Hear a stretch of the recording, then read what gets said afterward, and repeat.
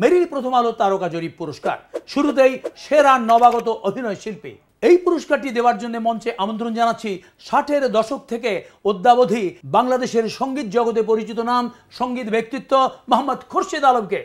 তার আগে চলুন দেখে নেই মনোনয়ন কারা পেয়েছেন।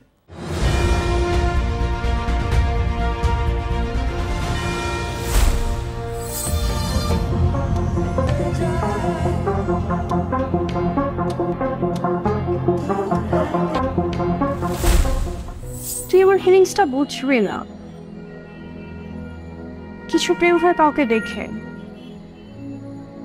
তার থেকে দূরে সরে গেলে আস্তে আস্তে ভুলে যাওয়া যায়, কিন্তু প্রেমটা যখন হয় তাকে অনুভব করে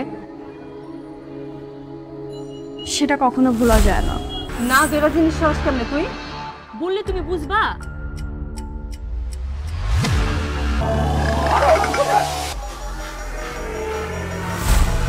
জুই, তুমি প্লিজ আমার সঙ্গে আর কোনো যোগাযোগ রাখো না, হ্যাঁ?